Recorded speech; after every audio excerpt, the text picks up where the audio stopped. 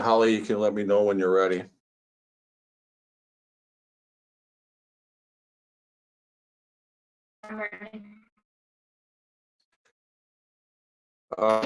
We'll call the meeting order. It is Tuesday, April 27th of 2021. This is the city. Alderperson Carabello. I see him. I see him too. I don't hear him, but he is here. Alderperson Dew. Here.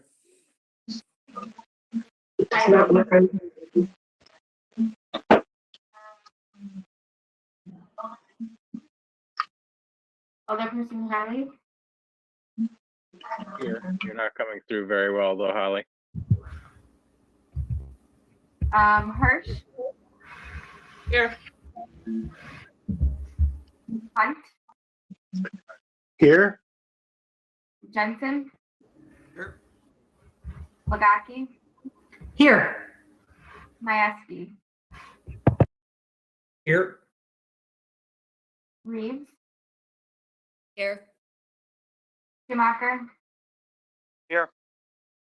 Chakowski. Here. Venegas.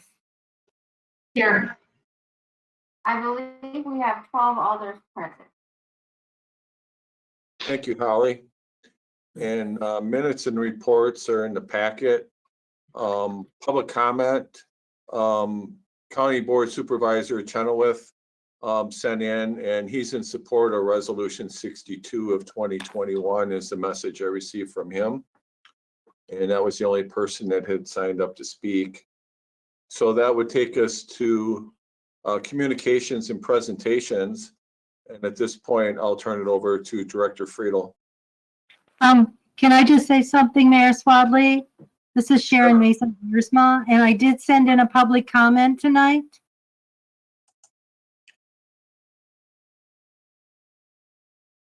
Okay, I didn't see it, but go ahead if you'd like to speak. You have up to 3 minutes.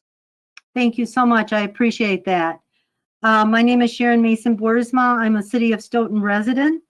And from the agenda for tonight's City Council meeting, it is noted that the Yahara Riverfront Development Project will be addressed. I think it's item number 12. I have expressed to you and others my opposition to the Stoughton Dam removal and the Whitewater Park bill for months due to many factors that could lead to unfavorable outcome if it were to be implemented. A lack of revenue for the city coupled with a massive amount of money to build and sustain it by taxpayers, an adverse environmental impact surrounding the Yahara River for the city and surrounding townships, flood control, occurrence of drastic decrease of water levels, and contamination issues if the dam were removed and lack of logical reasons to do so, an immediate decrease of property values for those living on the river and losing the beautiful aura that we know and hold dear from the Yahara River, both by the residents and visitors. In November of 2020, the City Council passed in the 2021 CIP budget almost $300,000 from our tax dollars for the purpose of feasibility studies for this project. Have the studies come back to you with findings, and so what are they? I have not seen anything published in the Hub or elsewhere about the results. Also, was Phase 2 approved for the Yahara Riverfront Development Project, and if so, when? Additionally, when was $3.4 million passed in the budget for the city to be spent for this project? Thus far, information that I have researched has shown that 3 grants applied for to help pay for the cost of this project have been disapproved, the latest one in December of 2020.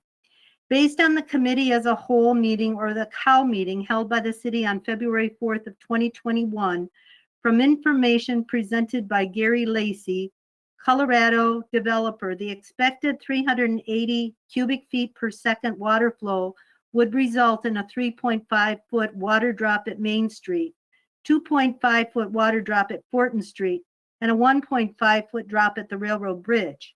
At 150 cubic feet per second, the low projection for the water level at the current dam would drop 4 feet to 4.5 feet. At Main Street, the drop would be 4 feet. At Fortin Street, it would be 2.5 feet, and at the railroad bridge, it would be 2 feet. On April of 26, 2021, just recently, the USGS data suggests Fortin Street is at 112 cubic feet per second, some 38 cubic feet per second below the low projected at the COW meeting.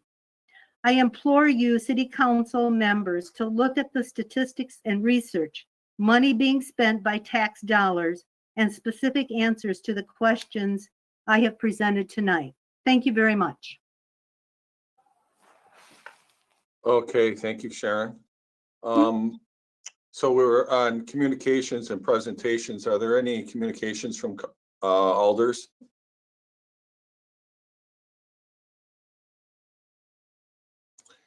And I would just say that some of the questions that Sharon posed tonight will be answered during the presentation. Some of them we've already answered multiple times, and some of the information that Sharon referred to was outdated information.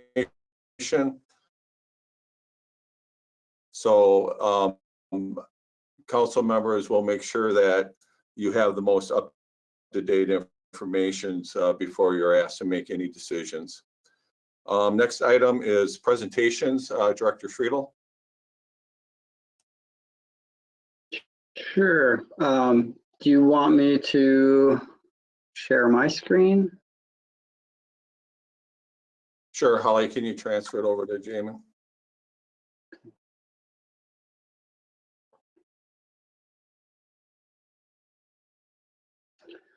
All right, hopefully everyone can see this. I'm assuming by now everyone has heard of the American Rescue Plan Act of 2021. This was actually signed into law on March 11th of this year. Some big dollars. It's a pretty exciting plan. Initially, when it hit the airwaves, there was a flurry of activity. There was webinars. Every consultant was crawling out of the woodwork to sell you their services. The league was having weekly meetings, and as time went on and we had all these webinars and meetings, we found out that there are still a lot of questions.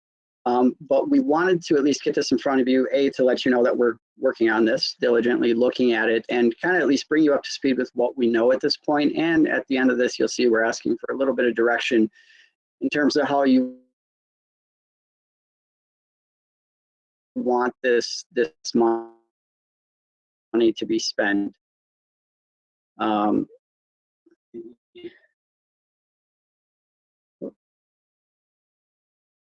So basically, I'll go through this pretty quickly. I know we have a pretty jam-packed agenda, and given all the open items sitting out there and open questions, I'll get through this as quickly as possible, but please feel free to jump in with any questions you have, interrupt at any time. We'll just go over a real quick overview of the American Rescue Plan, talk a little bit about eligible expenditures, the strategies for the ARP funding, where we currently are as a city, and then next steps, which is really where the council is going to come into $1 billion, and this is all the money that went to the state and local governments. Stoughton's non-competitive allotment is approximately $1.3 million, so that's really, really good news. That's actually part of the $130.2 billion there, second from the bottom to the local governments around the country. This is going to be paid in 2 equal installments. The first payment's expected in June. This does have to flow through the state, but the state they've guaranteed us they're not going to put any extra requirements on it like they did with the CARES funding. I know you weren't too involved with the CARES funding, but you may remember that it flowed from the federal government to the state. The state decided what the cities were going to get, and then the state put a bunch of requirements on top of any federal requirements that were with that money. Now the state has told us, nope, we're just the pass-through. We're going to flow you the money, and you just follow the federal guidance. So that's at least some good news for this.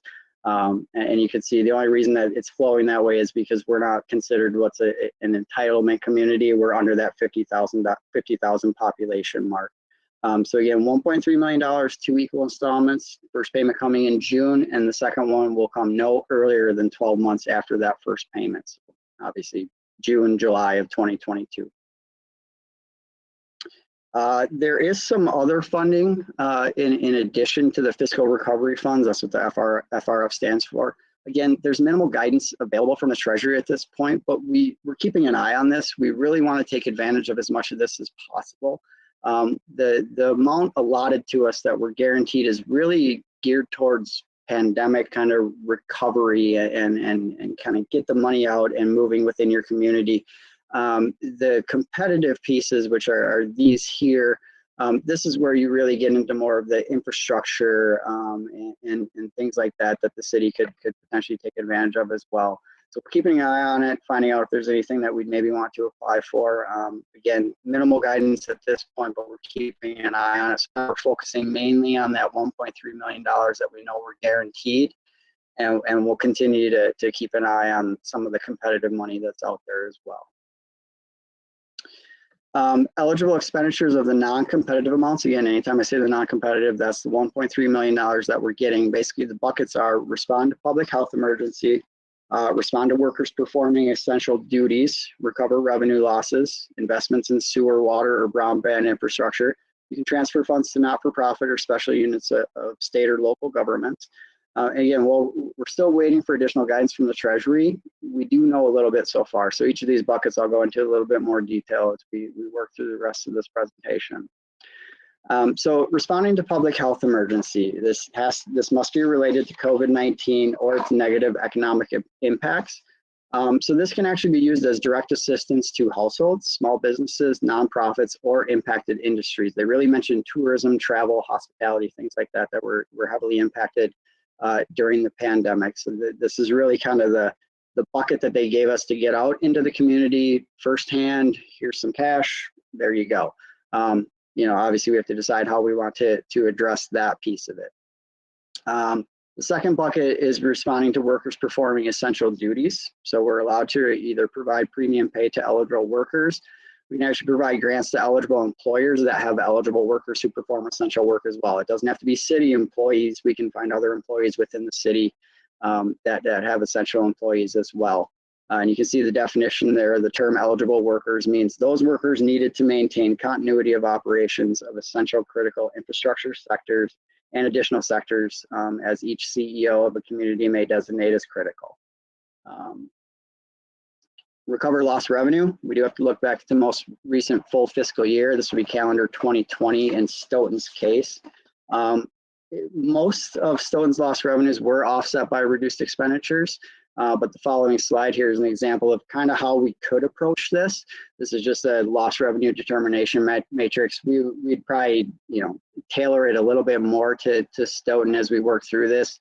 Just to give you an idea on the general fund side of things, high level as I was going through the annual financial statements and tracking some of this just by buckets of dollars, I would argue that we lost roughly $225,000, give or take, in revenues during the year.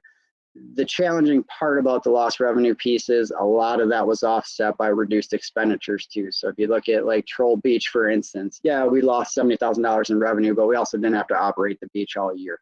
So there'd be a little bit of work in there. But if that is something that the council would want us to dig into and determine what that amount is, we certainly could. It's a little bit more challenging than just looking at, well, here's where our revenue was in 19 and here's where it was in 20, and this is all because of COVID. But there is a way to get there. So we can certainly consider recovering lost revenue as well with these funds. Eligible.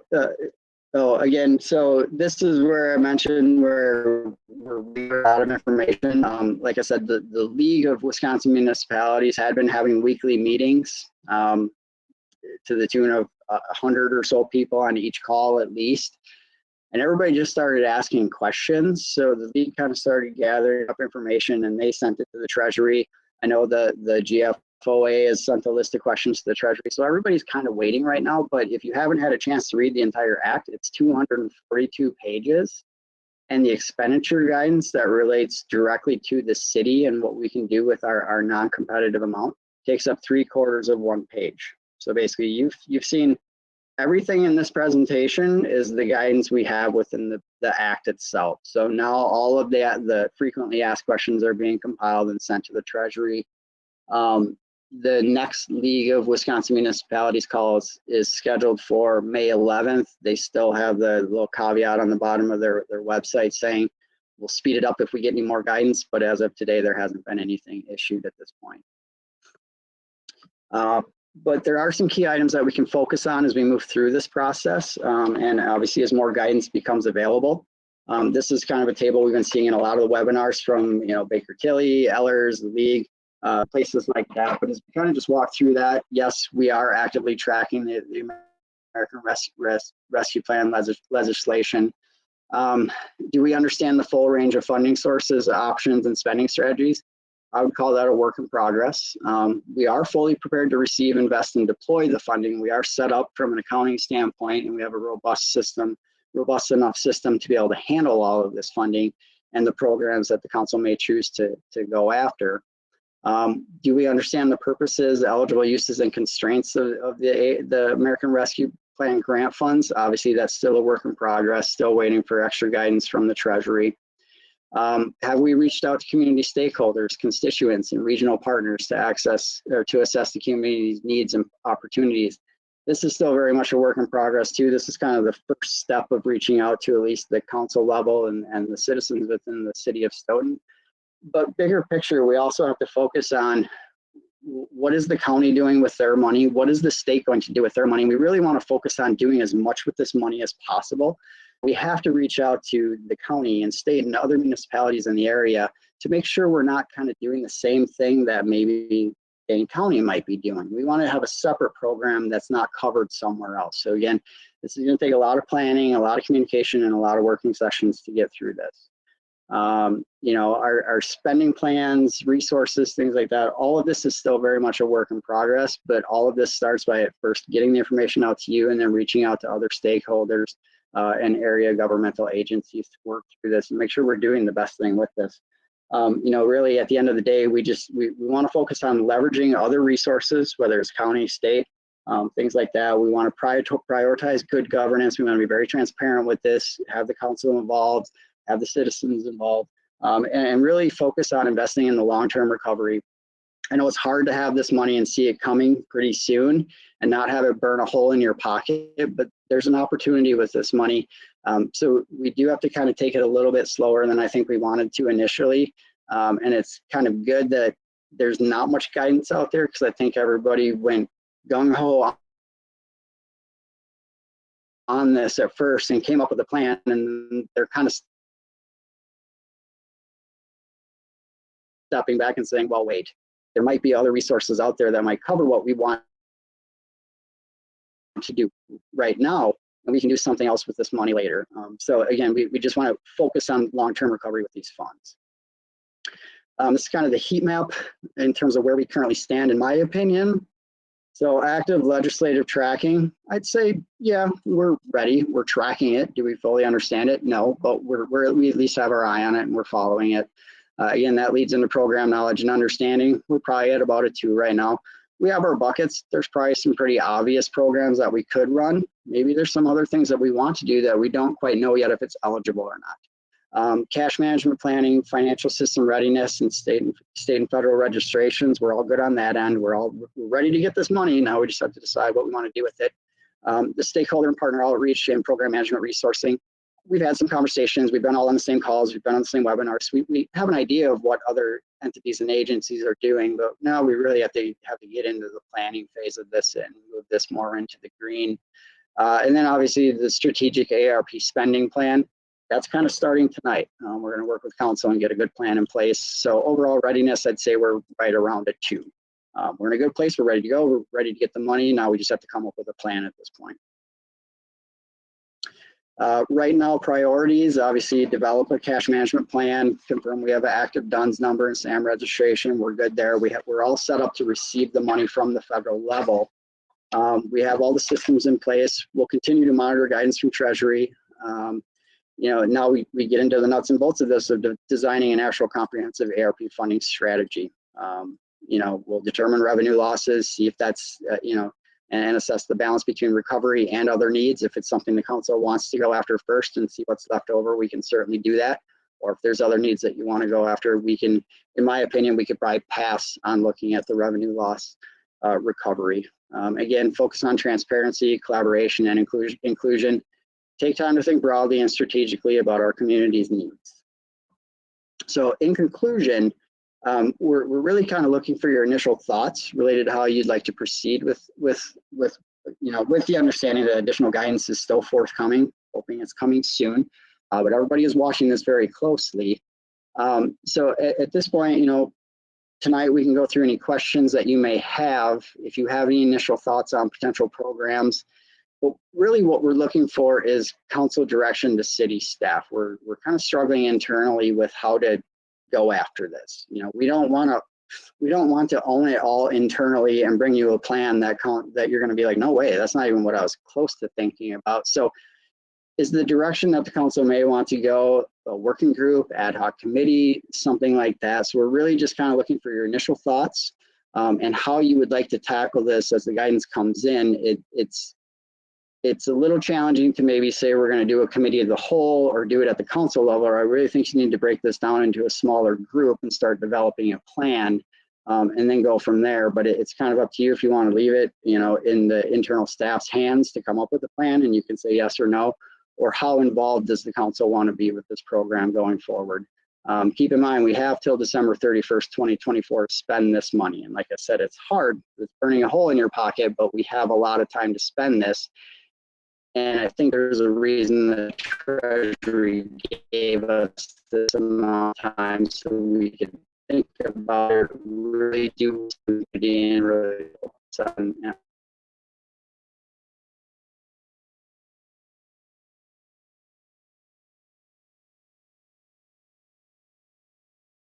the best for the community on kind of the long-term investment with this money. So be involved with this plan.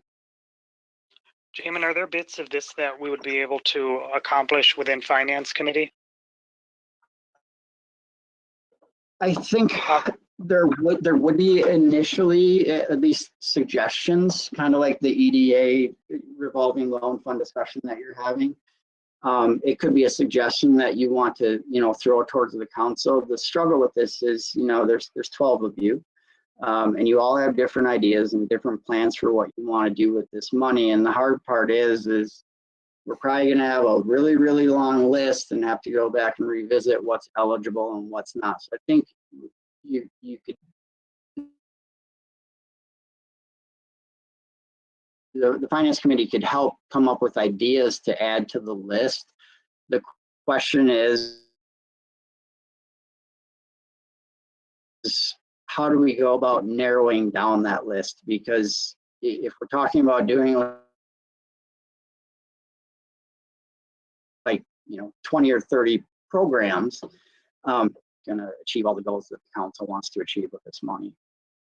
Well, how about we take a have a brainstorming session about it? I mean, I guess I could see it as having maybe like one committee of a whole meeting just to throw ideas, every idea out there possible, and then bring that list of ideas back into Finance Committee to see what's feasible and what's not, and then present a ranked set of achievable goals and nice to sees and nice to haves, also further on down in the priority list. Yeah, and that's not a bad idea. Is there a reason this would need to be managed by the Finance Committee, or could it be a separate committee? It could be anything you want it to be. What we want to do is just have an approach that everybody's okay with.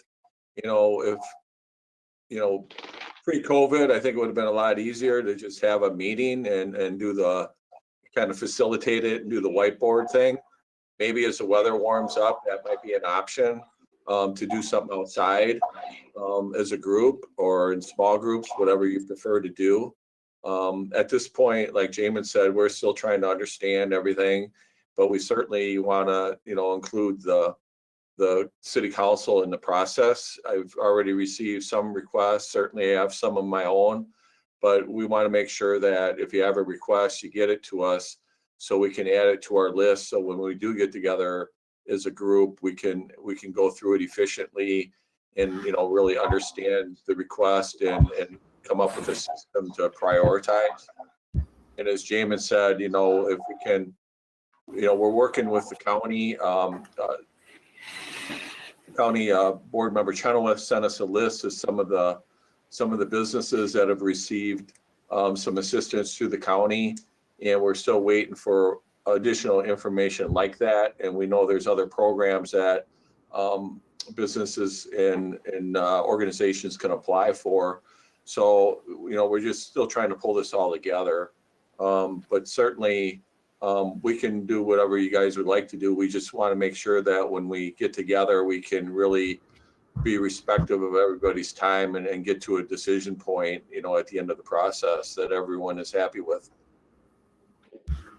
Tim, could I interject here? Yeah, it's the least I can do on your special day. Oh, thank you. It is my special. Oh, thank you.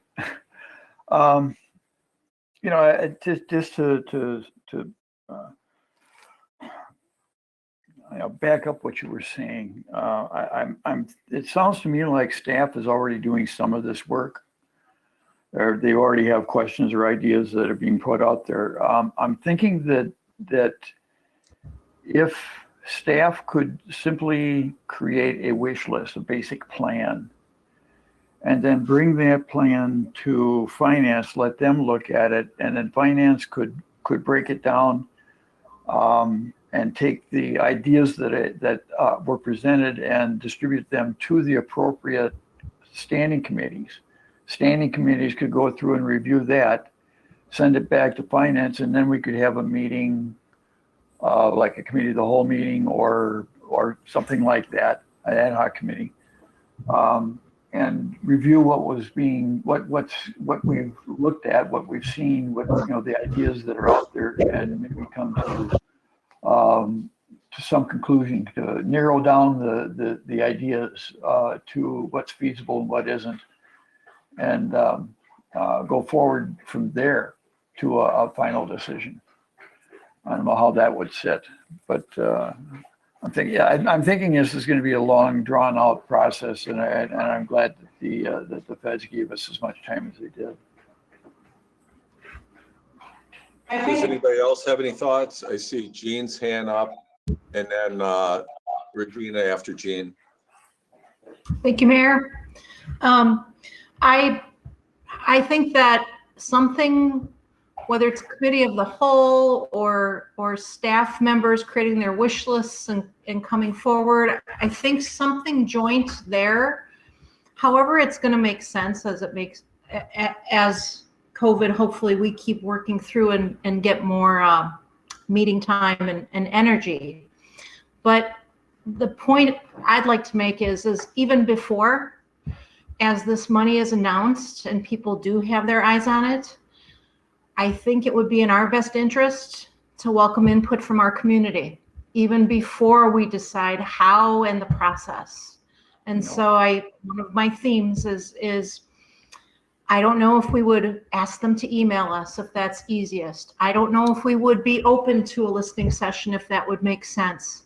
But I really think having and giving us a chance to hear about the impacts of this last year and a half would be very helpful before we decide what our process is, or at least before our announced process. I'd like to hear from what's important to people, constituents. Thank you. All right, thank you. President Hirsch, you're next. Yes, I guess I was thinking along the lines of Alderperson Jensen and Legaki. I think it's like you said, it's a process. Ideally, I would love to have the staff, the council, and the citizens come up with ideas, and then we can try to put them into the different bucket of categories if there ever is one. That for what we can use for the private sector, what we can use for the city expenses, what can we use other programs, and create like a list that collectively the staff, the council, and the community puts together. And then we have, once we fully understand what is eligible, then we can go through that list and mark off what isn't eligible anymore. And then what is left, then I think we should have an open discussion. But I would suggest right now that everybody just brainstorms, amongst themselves, because it's really hard in this kind of forum. and just send, I think, your ideas. I think it's Jamin or Holly, if whoever is going to collect them.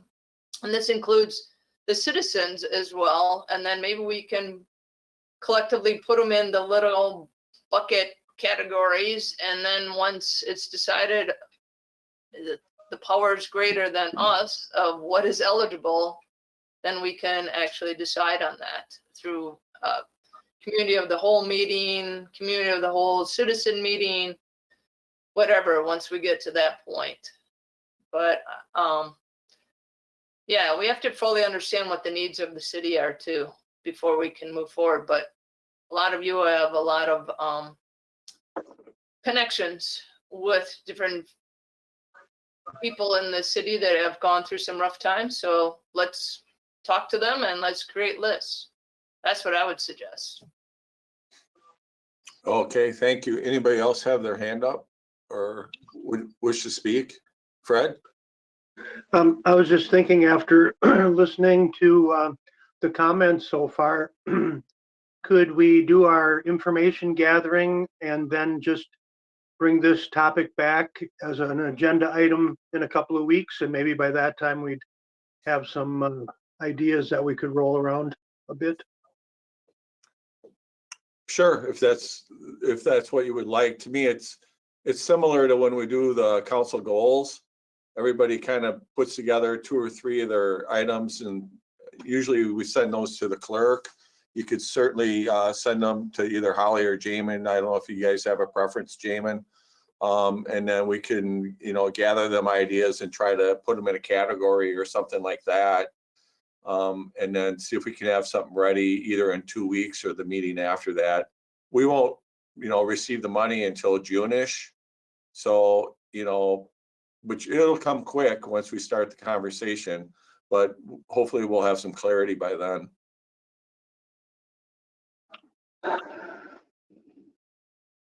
So should we make it everybody's own work to come up with your list and send it to Jamin? Are you okay with that, or should we send it to Holly? No, it can come to me. I think if it went to Holly, it would just come to me anyway. What I can do and what I've kind of been envisioning is I can set up some sort of template, to give you options in terms of at least, program description, and then what bucket under the current act, would this fall under? And then I kind of just want to have some sort of matrix to help start planning to score these in terms of, can you measure an ROI on this? Will it be auditable? I'll try to get, 4 or 5 different criteria that I can throw in there for you to at least consider and think about as you're writing things down. Because there's, obviously there's moving pieces here, and one of them is, you want to get a return on this investment. How would you measure that? Will it stand up to single requirements when Baker Tilly comes in here and says, what did you do with that money? Are we going to be able to follow it? So kind of all of it, I'll try to set up a template, and I'll get that out this week yet and just send it, and then you can start adding it to it, and then we at least have kind of a standard template that we can have everything compiled, and then you all can decide when you want to bring it back then. Yeah, do you think 2 weeks is enough, or you think we should do it at the second meeting in May?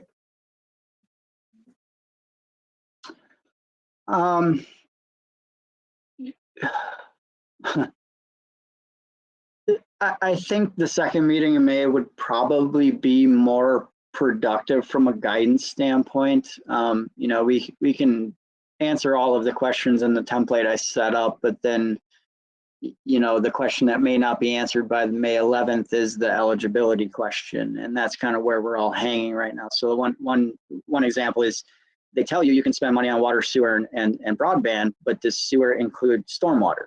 And that's like one of the big questions hanging out there. So that, we may want to wait till May 25th to at least start that initial conversation, give everybody enough time to think about it and talk to their constituents and get out while the weather's nice and have those conversations and start making their list. And then, one thing to keep in mind for all of you is this isn't an all or nothing plan, right? We have 3.5 years to spend this money.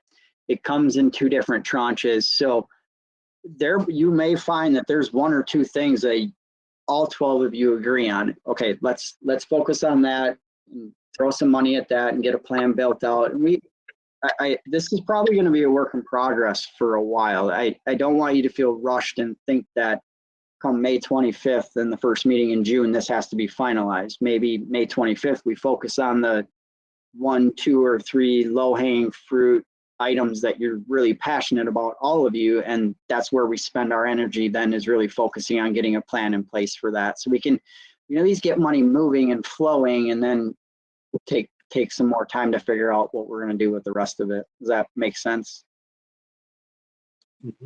Yeah, I think that second meeting in May probably makes sense. This is unprecedented that this money would come to the local level. So obviously, working with other municipalities, we really want to make sure we can get this right, because otherwise we may be one and done. There's already been some pushback from members of the state legislature to have the state control the money instead of, bringing it to the locals as the federal government had intended. So we don't want to rush through this. We do want to get it right. And certainly we want, people to have an opportunity to be part of the process. So start brainstorming, submit your ideas to Jamin, and then I think we'll bring it back in May. If you have any other ideas as far as how we should meet or processes, you can send them as well. We're open to whatever works for you guys. Anything else on this topic? All right, hearing none. Let me get back to my page here. Right, here it is. The other thing we had under presentations, Jamin, we had your budget schedule, and I don't know if you just wanted to highlight some dates or. Yeah, so we kind of ran this through finance last week, and everybody kind of agreed this timeline works. Obviously, some things are fluid in here. It's nothing you need to make a decision on, but if you want to take a look at it, and if you have any concerns, certainly shoot me an email in terms of the timing of the meetings and everything. Similar to past years, we really kind of hammer on the CIP really hard early in the budget process, and that kind of gives the department heads a little bit more time to focus on the operating piece of things. So we're planning on starting the first CIP budget committee meetings at the end of August, and then obviously the committee of the whole operating meetings would start October 14th. I tried to kind of condense the meeting schedule. In past years, we've had like one meeting and then 2 weeks go by, and then we have another meeting, and then maybe another 3 weeks go by. I really try to keep these back to back to back. We have 3 meetings scheduled for each one for CIP and operating. I think historically we've been able to get through these in 2 meetings. If we do a meeting to get through the meeting, the third one is really just kind of tying up loose ends. So I know it's a rough meeting schedule once budget time starts end of August, but hopefully we can get through it in 2 meetings for both the CIP and the operating piece. But take a look. If you have any issues with the timing, let me know. It's certainly not set in stone. Obviously, we want to have it adopted at the November 9th meeting, but the other timelines we can change if you have any concerns with them. And just a reminder, the CIP is really the big budget items that we borrow for, typically buildings, vehicles, road construction, infrastructure.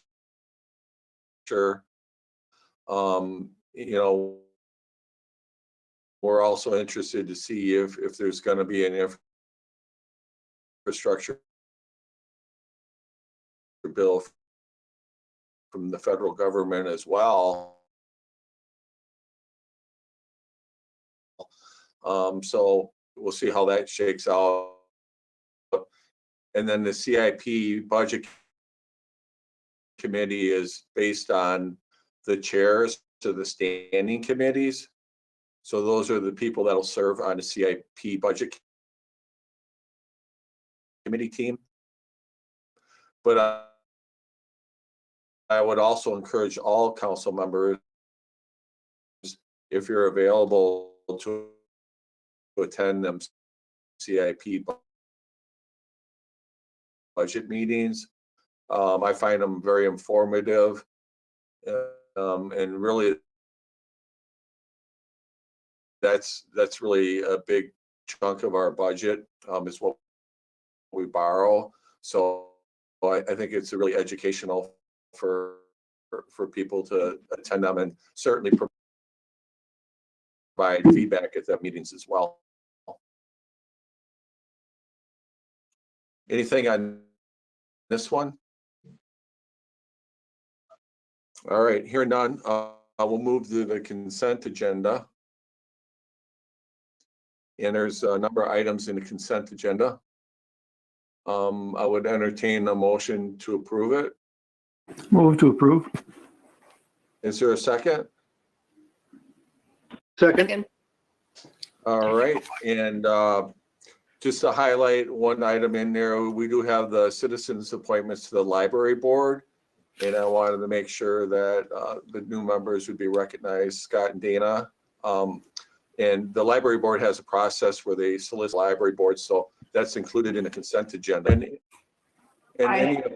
any opposed? We have a number of items for Alderperson Caravello coming up. And I am here now.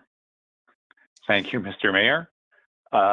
This is R54 of 2021, approving an extraterritorial jurisdictional land division request by Kyle Rosh for property located at 1478 Lake Kegonsa Road, town of Rutland, Dane County, Wisconsin, and I so move.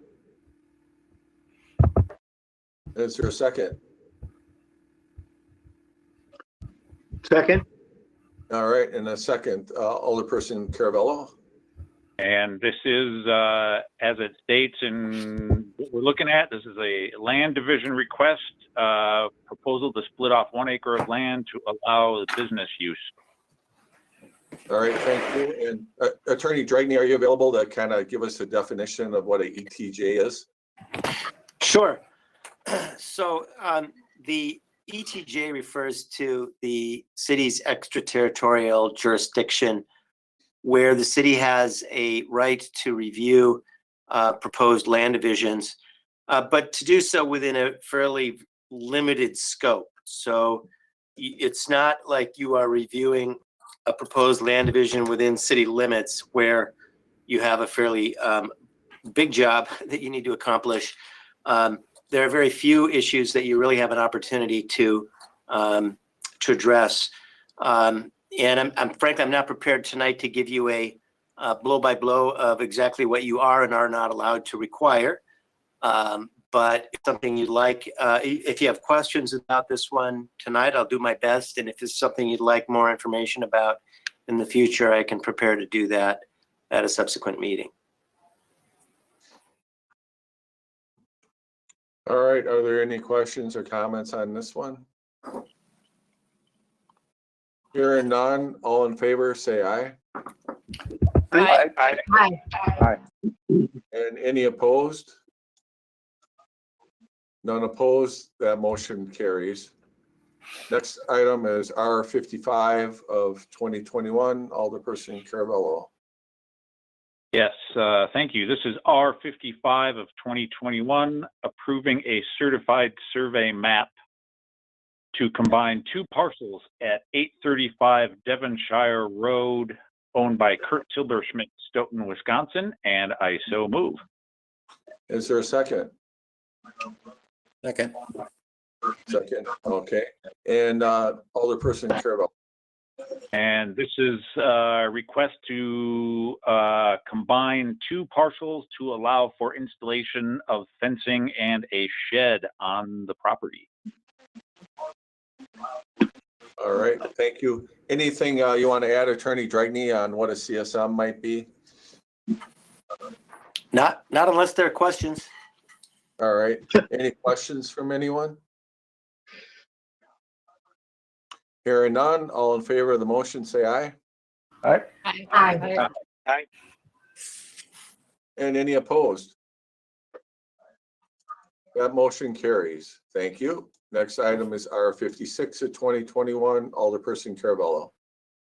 And this is R56 of 2021 resolution by the Common Council of the City of Stoughton conditionally approving the final plat of Outlot 1, Block 1, Kettle Park West, the Meadows addition, and I so move. Is there a second? Second. And a second, Alderperson Caravello. Just what it says is final plat approval for this piece of the KPW Meadows addition. All right, any questions or comments on this one?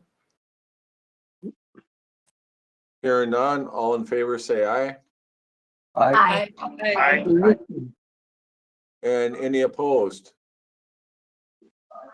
None opposed. That motion carries. Next item is R57 of 2021. This is another CSM, Alderperson Caravello. And this is R57 of 2021 approving a certified survey map to split the property at 2501 Jackson Street, Stoughton, Wisconsin into 2 parcels, and I so move. Is there a second? Second. There's a second, Alderperson Caravello. And this is a request by Forward Development Group for approval to split the property into 2 parcels.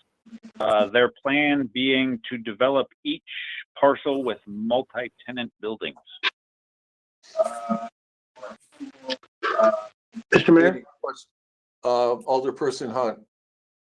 I was just wondering, why was it necessary to split this property and then put a multi-unit on each one? Was the lot not eligible prior to that? Or, I mean, is there only room for one building? I mean, are we going to be shrinking the lot size to a point where it's not advisable to do that? Does it meet city criteria for the size of a multi-unit lot? I will let Director Shield answer that if he's available. You know, the developers are on the line as well, but certainly they've put together plans, especially related to Lot 1 at this point, that are working their way through the Plan Commission review process that would allow for that multi-tenant commercial building and facility to operate on Lot 1. Lot 2 is planned to be a different type of use, and therefore that would come out as a separate, project that would have to come through the review process. Okay.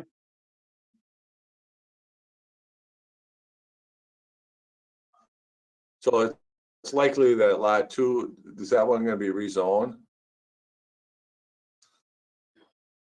Yeah, that potentially will be a part of a rezoning.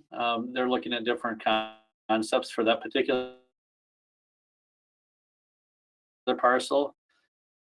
But Lot 1 is still consistent with the approved GDP for the area, and looking forward to moving forward. Is that residential or is that a commercial tenants? So on Lot 1, it's commercial tenants. Okay. On Lot 2, they're contemplating options that may be multifamily. Okay. So yeah, on Lot 1, I think they're talking about 3 commercial units. Okay. And developers, if you have anything you want to add, feel free to chime in. Yeah, thank you, Mayor Swadley. Connor Kearney here with Forward Development Group, and available for any questions as well. But Mayor Swadley and Rodney summarized it really well. Lot 1 planned for roughly an 8,200 square foot commercial building planned for 3 tenants right now. That was in front of the Plan Commission on April 12th and is slated up for the May 10th agenda as well. So that's the background there, and I'd be happy to answer any other questions as well. Okay. Any additional questions, Fred? No, that's fine. Just All right. was wondering. Anybody else have any questions? Okay, hearing none, there's a motion on the table. All in favor of the motion, say aye. Aye. Aye. And any opposed? That motion does carry. Thank you very All much. right. Thank you. Next item is R58 of 2021. This one is coming from Utilities. Alderperson Jensen. Yes, I'm gonna go ahead and read this, but then I'll ask Jill if she could explain it because I was unfortunately not able to make the meeting. So my knowledge of this is limited. So Resolution 58, 2021, authorizing the partial release of a platted stormwater management easement in the partial release from 12-foot to 10-foot of the platted utility easement on lot 27, Westview Ridge, 2233 Hilldale Circle. And I move for approval. Is there a second? I'll second. And there's a second. And this item and the next item go together. Director Weiss, are you available? I am. Thank you, Mayor. I don't want to, I guess I only want to touch on the utility easement aspect of this. I think Rodney can probably, share or explain the stormwater portion of it. There was a request for us to look at this easement. It is 12 feet. Our standard is 12 feet because this is butts up against basically the edge of developed land. So this is the very end. We don't have a back-to-back lot situation, but because on a back-to-back lot situation, each lot we get 6 feet on each lot. In this case, this plat in of itself is quite unique. There's a number of lots that were allowed or referenced as having a 10-foot wide easement. And even in reviewing the plat itself, it's quite confusing as far as what areas have the 12 feet and what areas have the 10 feet. The request came forward to us to take a look at this. We did review where our underground electrical is located and felt no concerns or issues related to this. It was presented to the Utilities Committee. It was approved there unanimously. There was also the discussion about precedent setting. And I think this situation is just so unique in the sense that with the way the plat was done, there was this kind of conflicting 10-foot, 12-foot easement reference. And so given the fact that we are able to have our utilities in this location outside of that 2 feet, and don't have any plans to utilize that additional 2 feet, I would recommend approval of this related to the utility easement. All right, thank you, Jill. Anything you want to add on this one, Director Shield? Yeah, as far as the stormwater aspects of it are related, there was I'll call it an excessive area that was identified for stormwater management in the rear portion of this lot that was really not necessary to fulfill the design that was required there. Repositioning of the small depression for the rain garden can be accomplished in the reduced easement size here. So this certainly works for the stormwater utility aspect of it as well. All right, Alderperson Jensen, now you know as much as we do. Thank you. Anybody have any questions? All right, hearing none, all in favor of the motion, say aye. Aye. Aye. And any opposed? That motion does carry. Next item also came from Utilities, Alderperson Jensen. Okay. This is authorizing the recording of a correction affidavit referencing the partial release of a platted stormwater management easement and the partial release from 12 to 10 foot of a platted utility easement on lot 27 of Westview Ridge, 2233 Hilldale Circle. And I would move for approval. And is there a second? I'll second. All right, and who wants to explain this one? Well, I think I can, but I would defer actually probably to Matt. Yeah.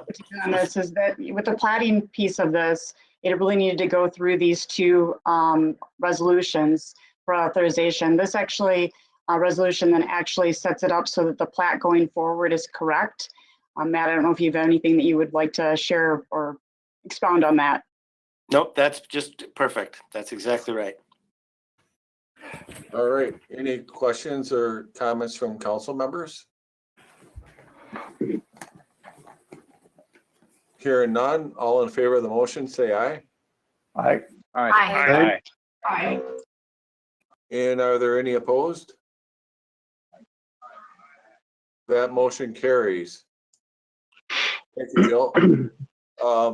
Next item is R60 of 2021, and this one is coming from Park and Recreation Committee. Alderperson Caravello.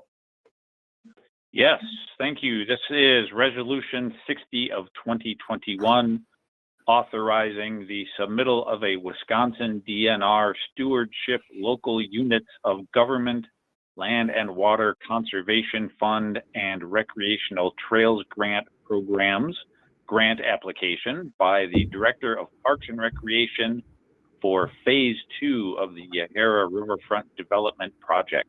And I so move. Is there a second? And I heard a second. Okay. Alderperson Caravello. And this is for the Yahara Riverfront Development Project grant application for Phase 2 items, which include Whitewater Park paddling improvements, including dam reconstruction and trail improvements from 4th Street to Water Streets, pedestrian plaza seating areas, and a trail underpass at 4th Street.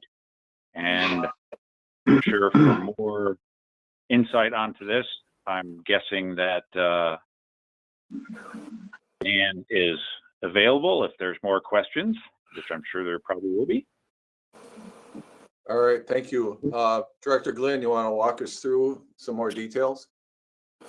Sure. This is authorization to apply for this grant program. This is the main grant program that the GNR offers for recreational improvements and land acquisition.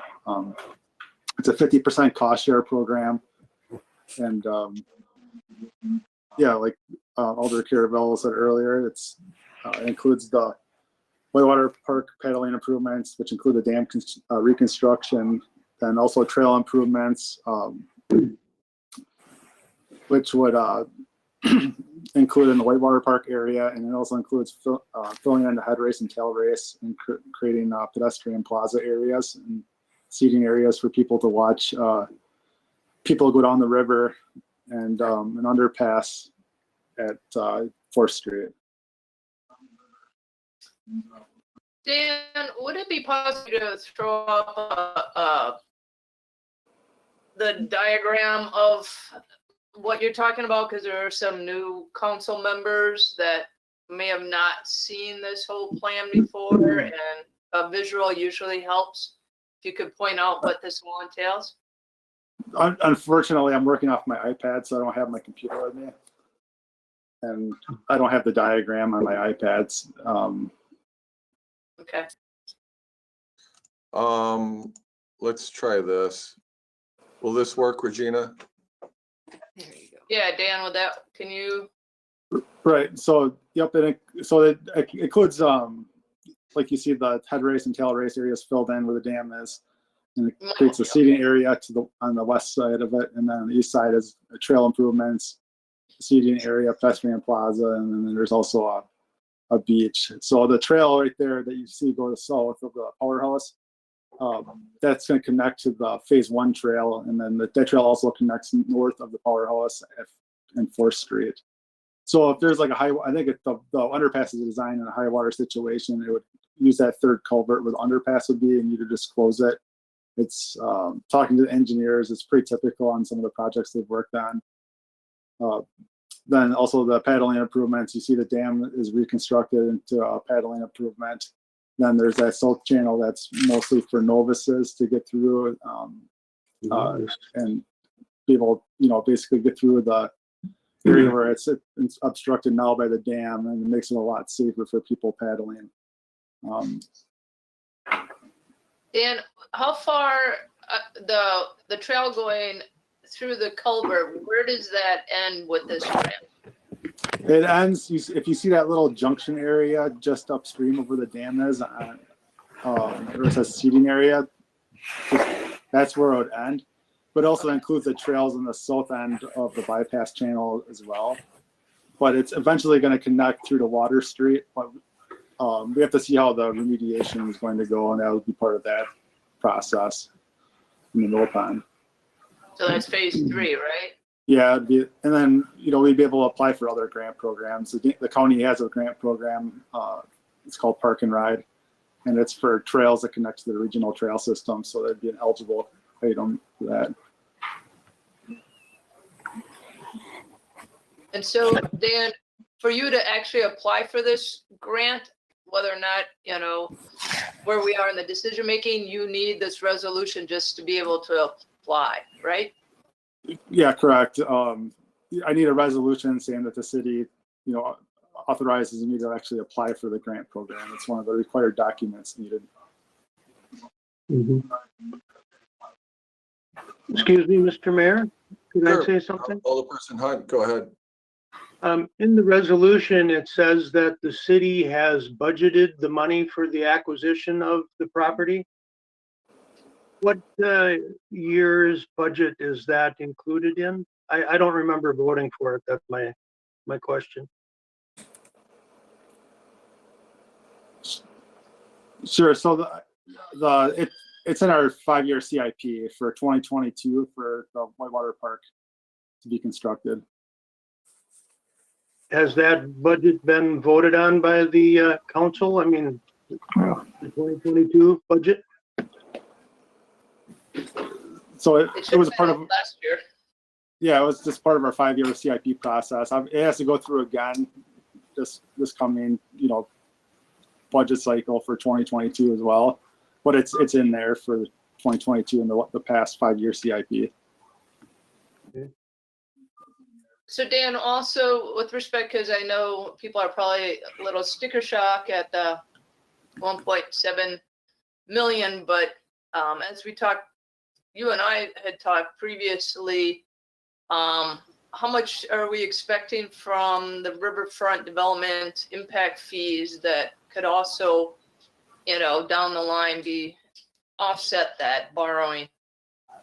Sure. So we did an impact fee study and it's completed, and the ordinance is getting updated by the city attorneys, and it will be at the May Planning Commission meeting, and it'll be hopefully adopted by City Council in May as well. And the updated fees with the calculation for how many units are estimated for the redevelopment site, it would be roughly $875,000 for park development. So 875? Yeah, and this would be an eligible, you know, project you could use those fees towards. All right, so then it would just be like a 705 that we'd have to find other funding for. Okay. Just a comment on the resolution here, and therefore be it resolved is misspelled.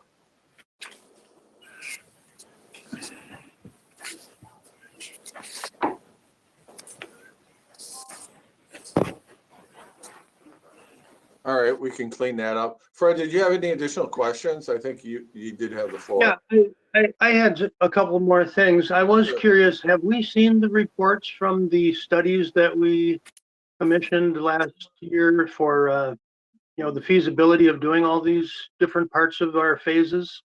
And then the other thing is it includes in the grant the dam reconstruction, and I am not, again, certain that I recall the council voting for dam modification or dam reconstruction. So is that not a bit premature to ask for a grant for that? Okay, so what was the first question again? Well, the first question was, have we seen the results of the studies that we commissioned? So it's really been put on hold because we're waiting on our third survey. So we're doing some data collection for the hydraulic modeling, and we're waiting for a high flow situation before we move forward with a final design for the park. And it's really just you know, being conservative as far as, you know, if we're gonna move forward and actually spend the money.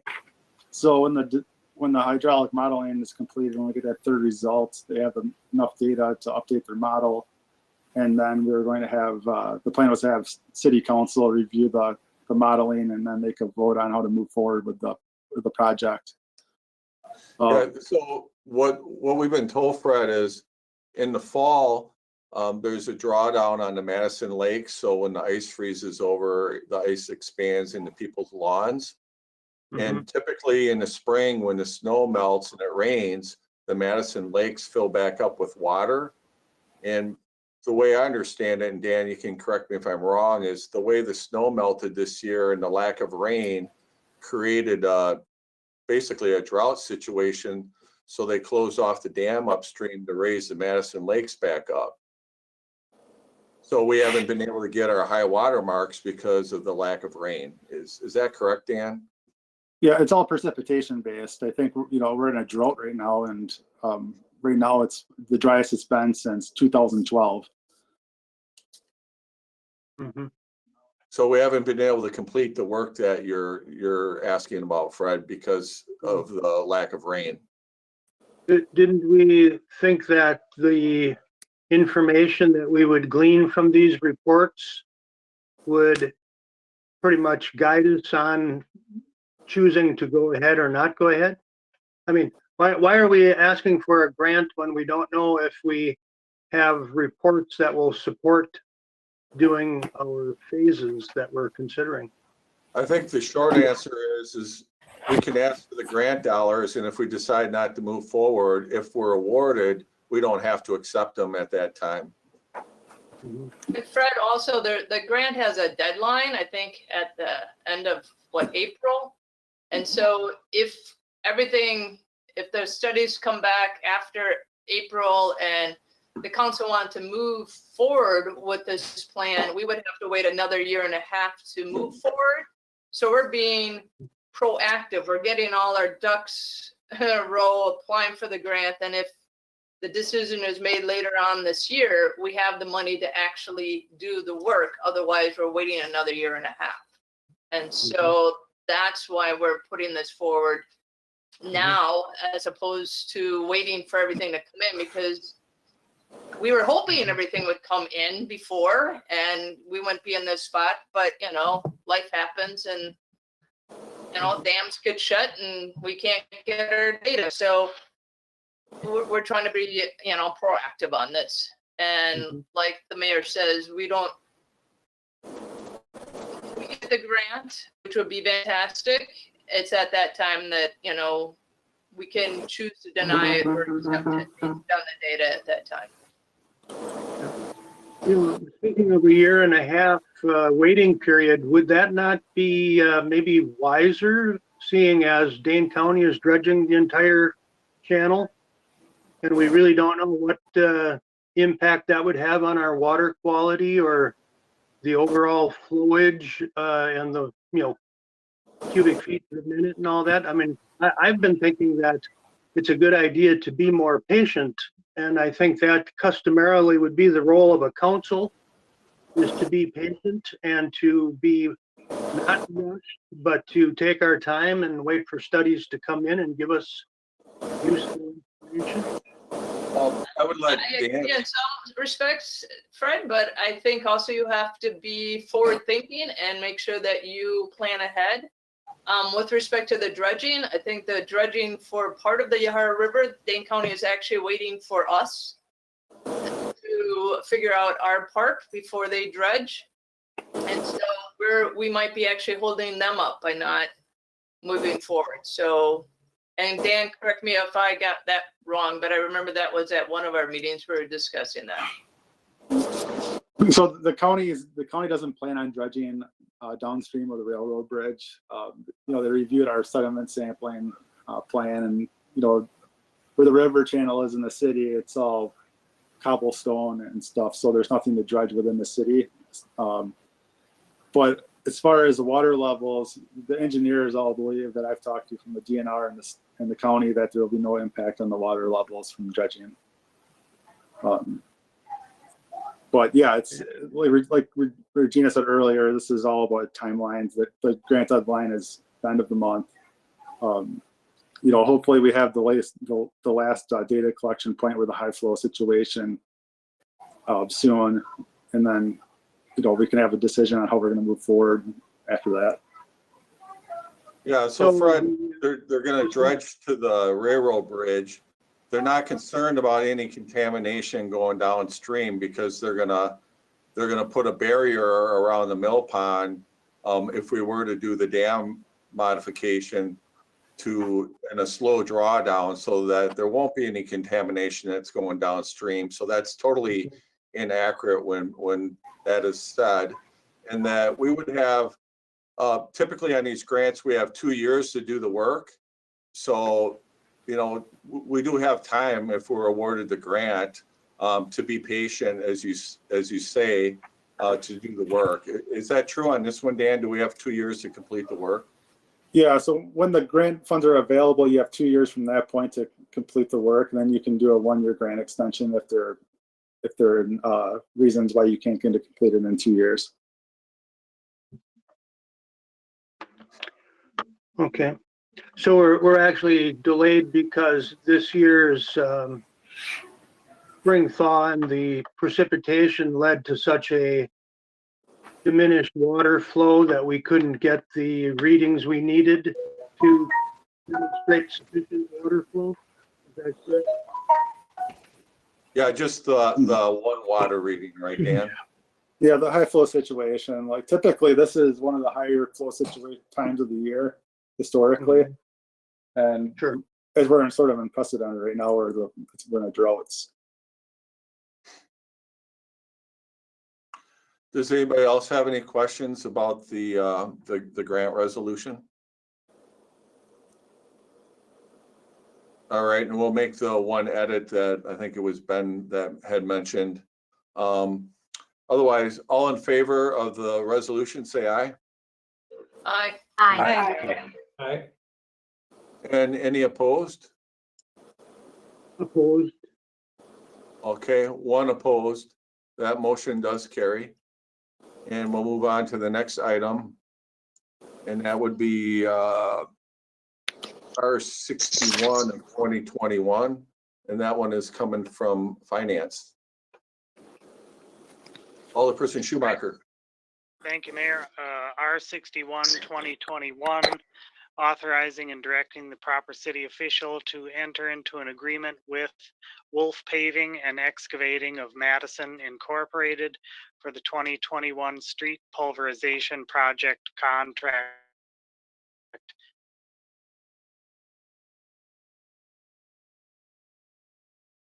-.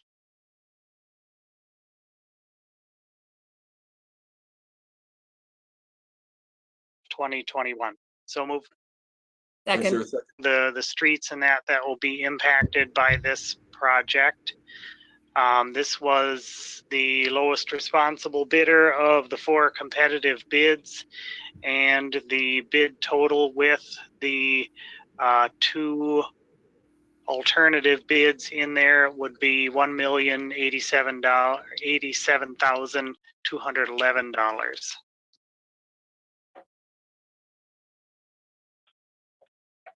All right. That's about all. Yeah. All right. Director Shield, anything you want to add? Yeah, I wanted to highlight the fact that the alternate is addressing 2 areas. One was a restoration effort on Academy Street. That's a lingering area that needs to be taken care of from a prior year's project. And the other alternative is to deal with the sump pump stormwater discharge on Roby Road between Johnson and Van Buren Street, as well as the sidewalk section on the north side to be infilled in that location as well.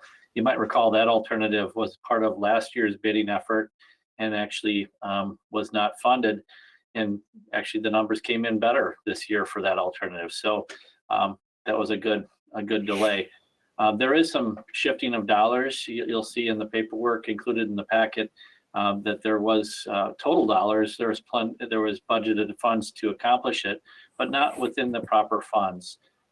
So we do need to, as part of this, the resolution includes shifting some dollars from the Jefferson Street pedestrian bridge rehab to the construction fund to fund the balance of this project. You'll recall the Jefferson Street pedestrian bridge was deemed unusable a little over a year ago. We made the budget included money actually to either remove that or make repairs. We were successful in making suitable repairs to accomplish that at a very cost-effective method. Therefore, we did not need to proceed with removal of the pedestrian bridge or major costly repairs at this time. Replacement of that bridge will be contemplated in a future CIP, but right now that functions properly. And we're confident in shifting these funds from that project to this project with your support.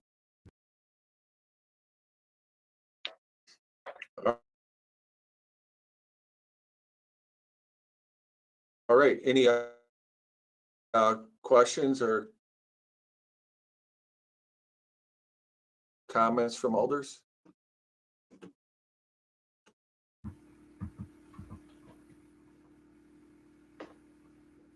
All right, did you have a question, Alderperson Lagaki? I do not. Okay, all right.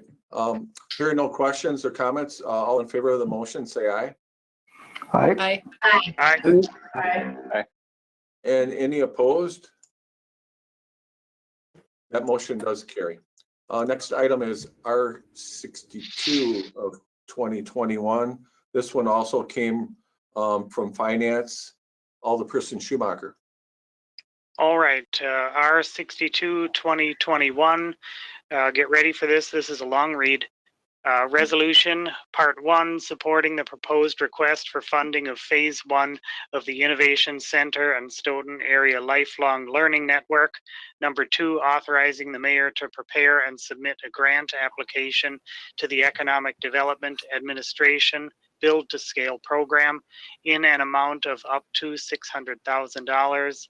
Part 3, committing to cooperating with the Lifelong Learning Network.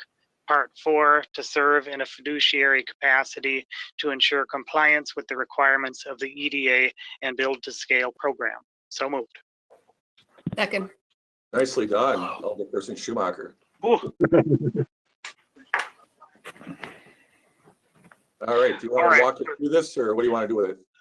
This one, I mean, I hope everybody had a chance to really look through the included document with this, because it really highlights a lot of the neat things that this program has a vision to accomplish over the next years.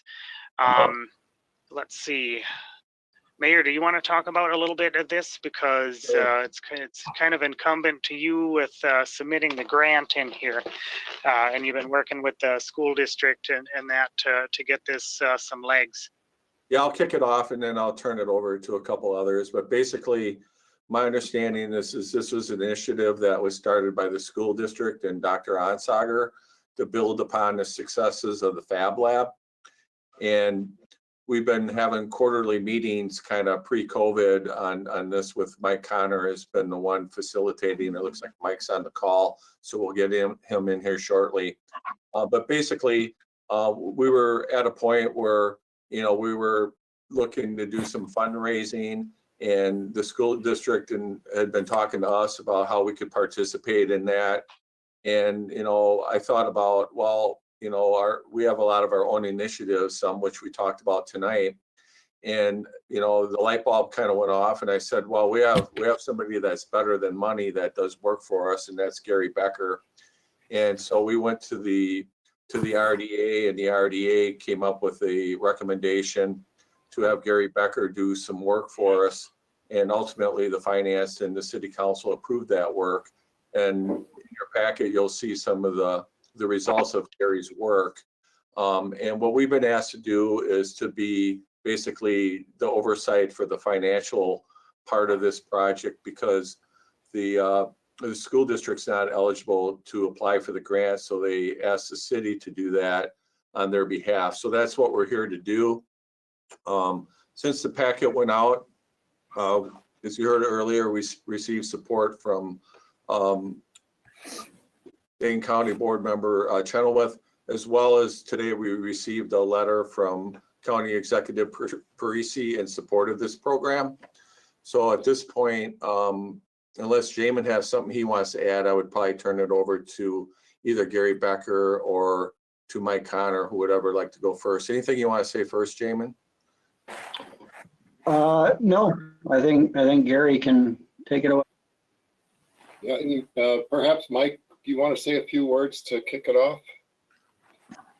Yeah, thank you very much, Mayor, for putting Gary on board and lighting the spark. As you know, in 2018, the Wallene Foundation donated $250,000 towards this project. So that was our big kickoff. And then, of course, we got stalled by COVID like everybody else. But if we look at, I was listening earlier tonight, and I can relieve you of all the burden of that 1.3 million by just giving it to this project. With that said, I want to get serious about it because this is our opportunity to do our train, retrain, and retain part of this. It's also our opportunity to make Stoughton really resilient. This is an investment in long term, and it's going to have a huge return on investment, just like the Fab Lab has. So think of the Fab Lab on steroids. That's what we're trying to do. There's many innovation centers around, and I really like the mayor's I don't know, just the support from the city has been really good, and the school district. And this cannot be done by the school district, and it can't be done by the city, and it can't be done by just the community. It has to take all of us, and that's what we're going to work on. So we got the county behind us, we got the area businesses behind us, we have private foundations behind us, and with Gary's help, we're going to make this happen. So thank you very much. Holly, do you have control of the screen? Can you allow me to share my screen with you, with the group?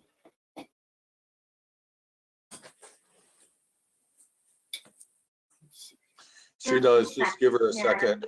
Okay. So what you're saying, Gary, is you don't want me to drive your bus for you on this one? Oh, do you have control? I didn't know who had control. Here. You've seen me drive before. Yeah, right. Let's see. There it is. There, can you see that? We can. So the material you have in your packet was actually where things stood a week ago.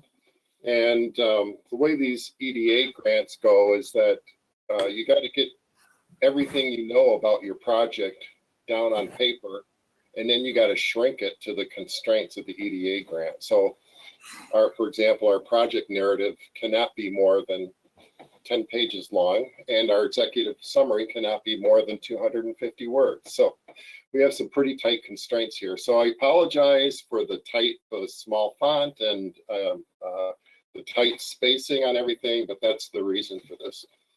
So I'm not gonna read every word in this, but I will read the executive summary, and I'll read and I'll just summarize some of the other stuff, and then I'll read some of the critical parts of this grant application, because I think it is important for you to see what we're submitting on your behalf. So the executive summary says, 10 years ago, local industry teamed with the Stoughton Area School District to build the first Fab Lab in Wisconsin. Fab Labs are educational spaces dedicated to students learning to solve problems, create solutions, and design items, services, products, and businesses. Since its inception in 2011, Fab Lab Stoughton has experienced significant growth in programming, equipment, and number of people served. It has become a model for other school districts in the upper Midwest, helping launch Fab Labs in many small rural communities. In 2018, SASD and local industry began a conversation about how the Fab Lab idea could be expanded to help solve workforce availability and global competitiveness issues. The concept for a community innovation center and lifelong learning network evolved out of that discussion. This concept involves moving the existing Fab Lab equipment from River Bluff Middle School into a community-based innovation center in the adjacent 1892 high school building, then networking and coordinating regional workforce training and development, entrepreneurial, business development and social services, research, consulting, creativity, innovation, and learning resources, and coaching, mentoring, and advisory services. Our 10-year goal is to grow the variety and diversity of spaces, experiences, and shared use equipment available to the users of the network. Members of the network will have access to the resources of the network, shared use equipment, space to serve employers, workers, entrepreneurs, and households across all local sectors, as well as basic and advanced skills training, classes, workshops, mentors, business planning, and support for development of new products and services. So quite a lofty proposal here. The next section, the mission, EDA wants to know what's the applicant's role in the innovation ecosystem. And when they say words like innovation ecosystem, they just mean all the support that innovation and business need in a region. It's kind of, you can use the word economic development to say pretty much the same thing. So what we say for the mission of the city of Stoughton, it's a rural municipality of 13,000 people in Dane County. We are engaged in our local innovation ecosystem through several municipal policies that support the ecosystem. In addition to providing basic infrastructure, sewer, water, streets, traffic control, electric power, we have also established a redevelopment authority to plan and manage the redevelopment of transitioning property in the city and to serve as the city's economic development body. The city also partners with the school district to support local industry in several ways, including the use of tax increment financing, membership in the Stoughton Chamber of Commerce, and support of the school district's Fab Labs. In the current absence of an organization to operate the Innovation Center and Stoughton Area Lifelong Learning Network, the city of Stoughton is best positioned for the reasons stated above to apply for this funding and to support the formation and startup of a new partnership organization to operate both the center and the network. We need to describe our ecosystem, resources, and assets. The first part is what's our service area. And so the service area that we're talking about is to serve southeastern Dane County. And that encompasses the village and town of Oregon, village of Brooklyn, Rockdale, Edgerton, the part of Edgerton that's in Dane County, the part of Cambridge that's in Dane County, town of Dunn, town of Pleasant Springs, town of Christiana, town of Rutland, town of Albion, and town of Dunkirk. This next section I'm not going to read. This talks about the description of Stoughton in southeast Dane County, and we talk about how it's close to Madison, yet it's a distinct community distinguished by its Norwegian heritage expressed through its festivals, downtown architecture, and heritage museum. Although the community is proud of the heritage of its ancestors, it is also a community that welcomes every new resident. Let's see here. And there's some maps that had to be shrunk pretty small in order to make everything fit, but that shows the southeast corner of Dane County with the town of Oregon kind of added on there. An important aspect of the heritage of Stoughton is the entrepreneurship and innovation opportunities presented by the region's natural resources. So we talk about, in this section, we talk about the history of Stoughton and how ingrained this whole idea of entrepreneurship and innovation is, how ingrained it is in the history of the city. And we talk about wagon manufacturing, transitioning to Stoughton trailers, and T.G. Mant as an early entrepreneur, and Don Wallin as a more recent entrepreneur in the city. And we also talk about how many local companies were acquired by bigger companies in the city, and those companies stayed and they're part of the community today. Let's see.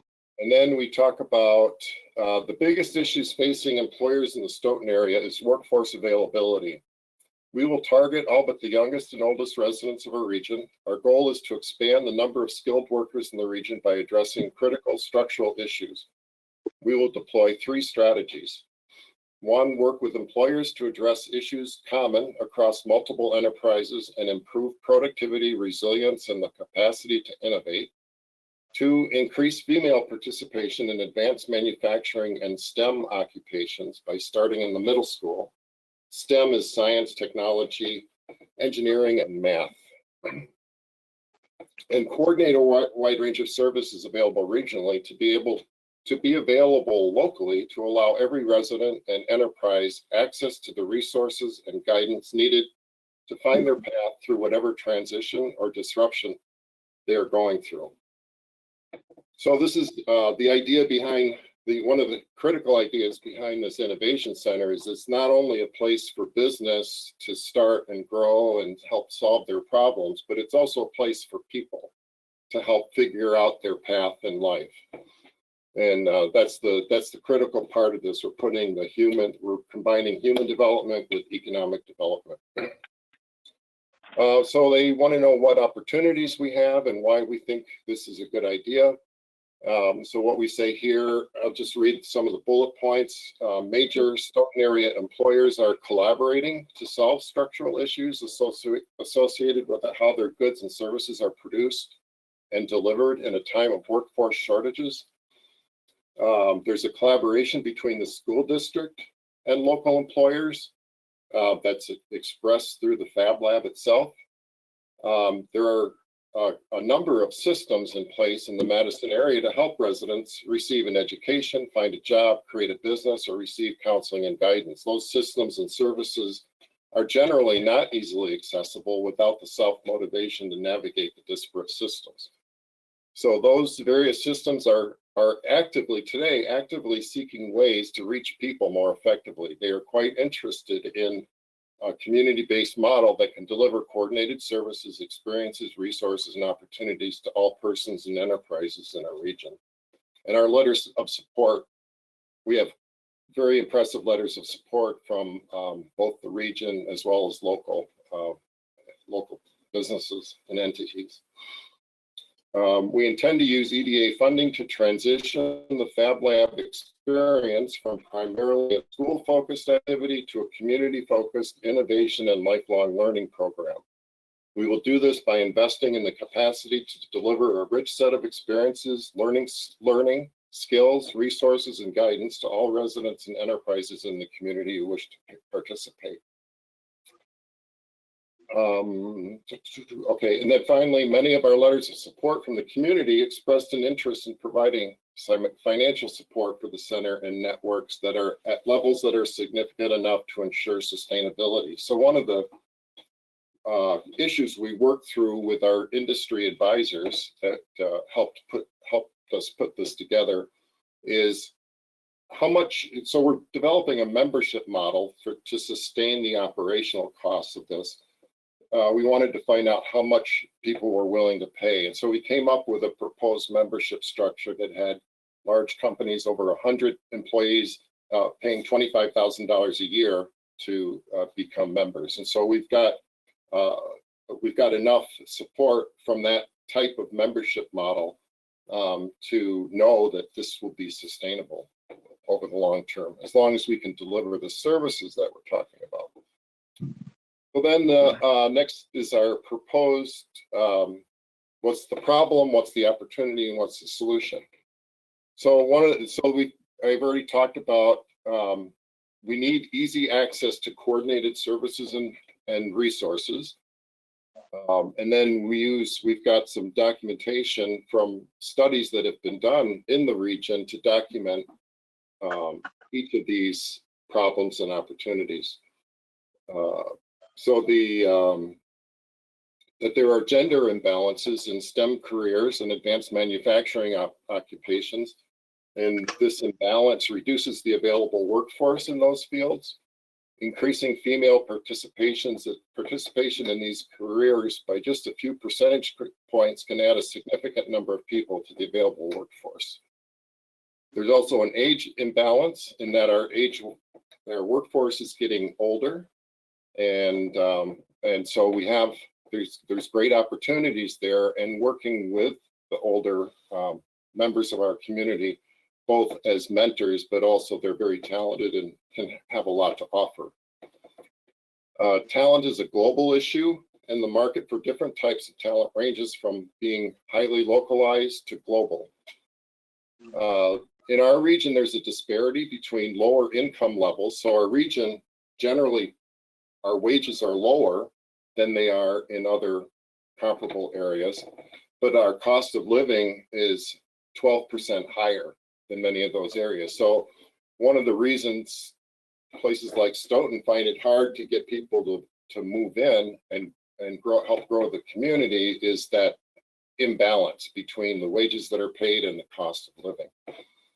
And so the way out of that is by helping to increase productivity so that there's more that can be used to balance out that disparity.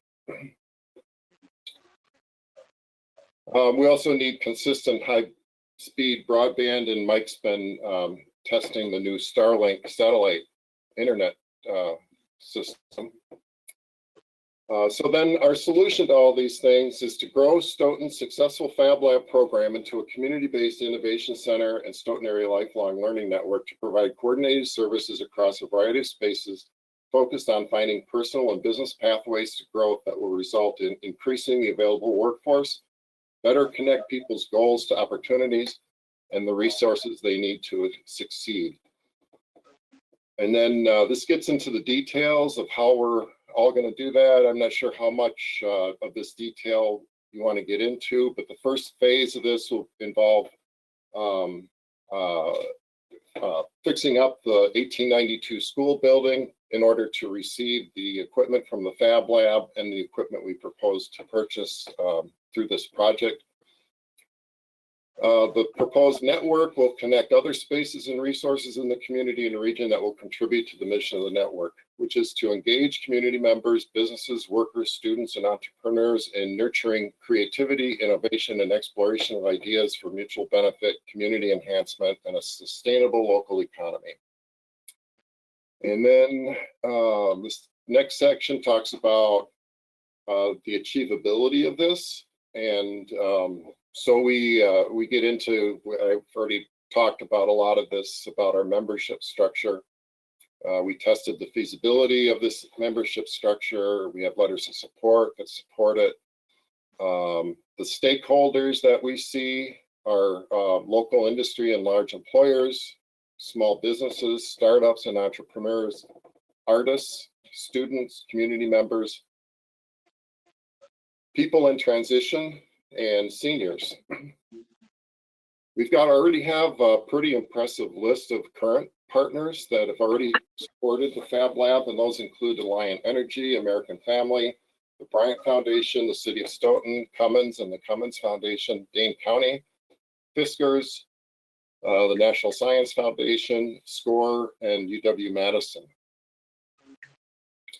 The Wallene Foundation, Stoughton Trailers, the Madison Region Economic Partnership. They've been a great help to us in helping in putting this application together, and the Wisconsin Economic Development Corporation. We have a number of partners, additional partners that we expect to reach out to, and we've already reached out to. First is engaging with the Workforce Development Board of South Central Wisconsin to explore how their services may be delivered through the Innovation Center. And we have a letter of support from the Workforce Development Board to that effect. Second, with county and other social service agencies to ensure that the needs of our residents are being fully met to the extent there are resources available. We also, as the mayor indicated, we have a letter of support from the county. And third, with the network of small business, tech, entrepreneurial, and financial service providers that is active in the Madison region. And fourth, with the Wisconsin Department of Corrections to see how the Innovation and Lifelong Learning Network can best play a role in helping inmates transition appropriately to civilian life. And we expect that this would occur at the Oak Hill Correctional Institute, which is within our proposed service area. We have a pathway to sustainability. This is the first of several grants we expect to apply for. We are working with the University of Wisconsin University Alliance to identify 5 to 7 projects that's related to this that we can have students starting to work on with their professors this fall. And we've also worked with our industry advisors to actually identify those projects. So we've already got 7 projects identified, and I'm not going to go into them now, but I just have to say they are really cool ideas that they came up with. We have an operating pathway as well. We expect the first 7 months to be focused on getting the organization set up, getting our system set up, getting the board of directors in place, the operational and administrative policy set up, and that kind of thing. And then recruiting for an executive director. We'll get our membership structure set up. Let's see, what are we doing here? Oh, they want us to put in measurable goals and feasibility. So that's what this is all about. So we talk about engaging with the university year program and working through our 7 projects. We talk about fixing up some space in the middle school, basically upgrading electrical, wiring, and lighting in order that we can install this new equipment and workstations. Engaging a project development consultant to help through that first 7 months. We need a client management system software that can help people track their progress through their goals. We need to develop programming, communications, marketing, and outreach program, our membership and sponsor recruitment. Executive director and the administrative coordinator are expected to start in about April of 2022. And that we would be kicking off, have an event of some sort, a kickoff event or startup in June of 2022.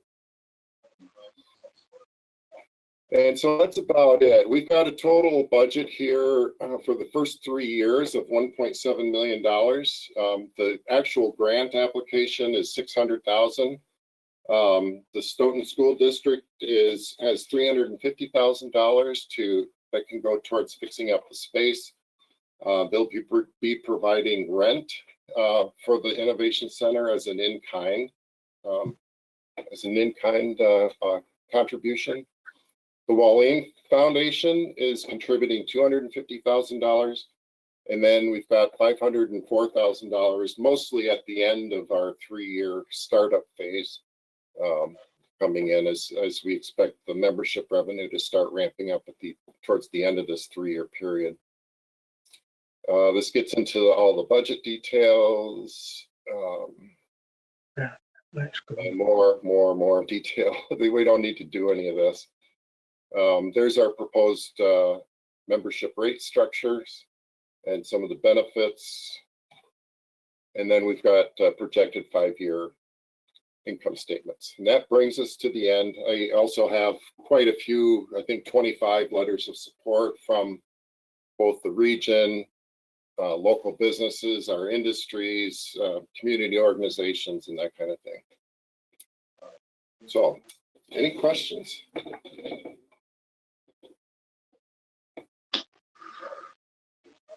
You've been busy. Yeah. We all have been. So, I mean, once again, we have to thank, the council for committing the money to get Gary started on this project.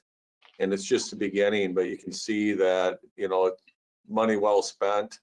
And, we're hopeful that we'll receive the grant. When would the notification be? In August, and then the grant startup is October 1st, if we get it.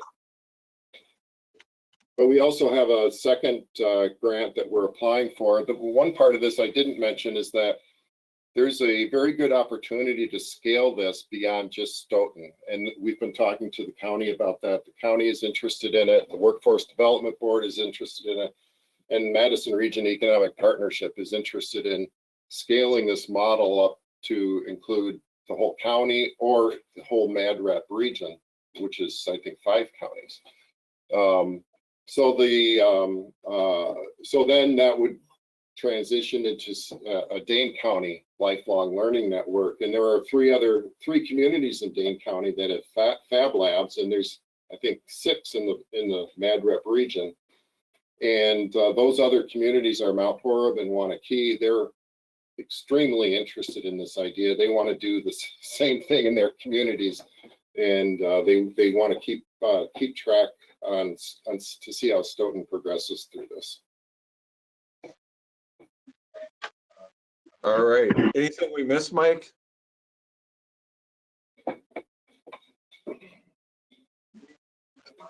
No, I think Gary, he's been an awesome addition to the project, and I don't know, I couldn't thank the mayor and the council enough to bringing him on board.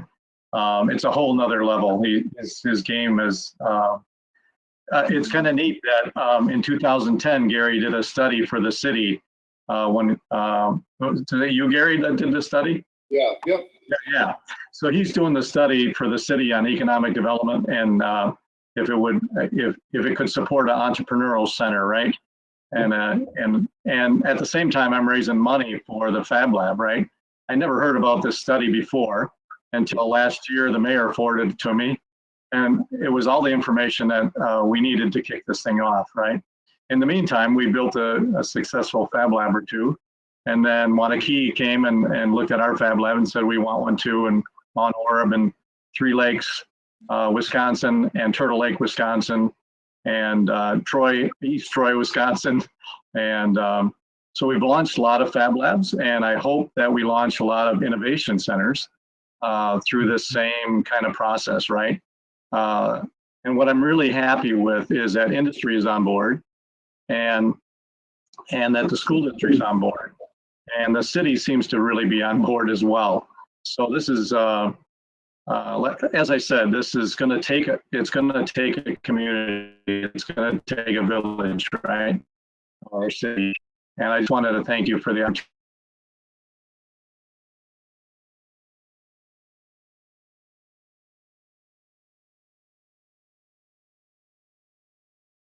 opportunity to present tonight, and also the opportunity to work with Gary and Craig Kettleson. He's from ADREP. Us three have been working really hard.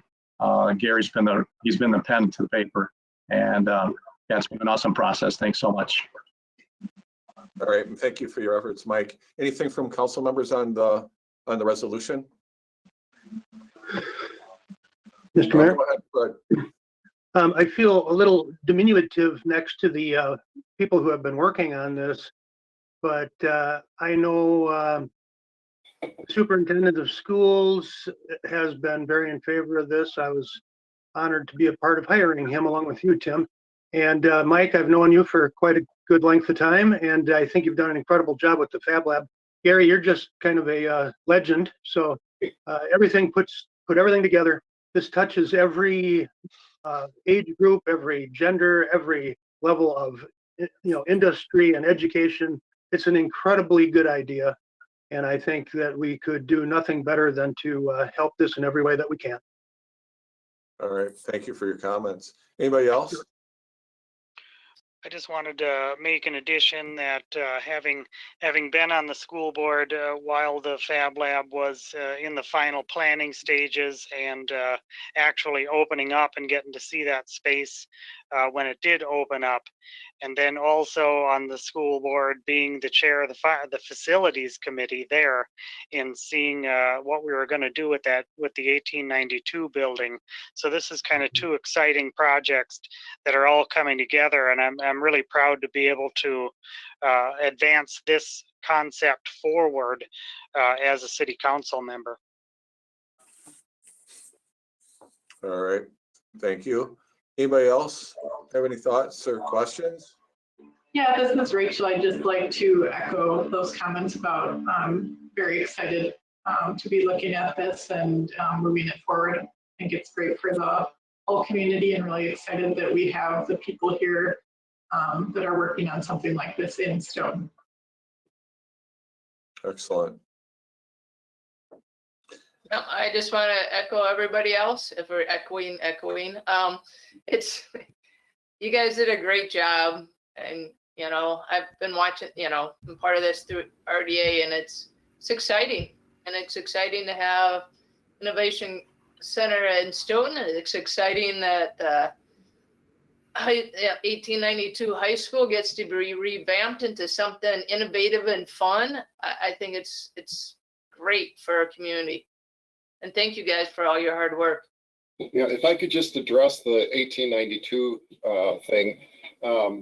we have to be very careful about how we present this to EDA because, and besides, the school district only has $350,000, which is a drop in the bucket for what that building totally needs. I think it's a $5 million total renovation cost. But all we're proposing in this grant is that we upgrade the power, install some wiring, and improve the lighting in about 1,200 square feet of space on the first floor. So it's a very modest first step in the renovation of the 1892 school building, but it's an important first step, I think. Okay. Alderperson Lagaki. Just follow up to Gary right now. So would the thoughts be that could in the future utilize even more of the 1892 space with smart budgeting? Yes, absolutely. And the other thing is, there's a tremendous volunteer ethic in Stoughton, and I'm sure we can organize some work parties to do painting and finishing, whatever we need to do in that regard. So I'm confident that it won't be very long before the entire building is in pretty decent shape. Thank you very much, and just want to express gratitude. Such beauty of so many beautiful ideas coming together. Thank you.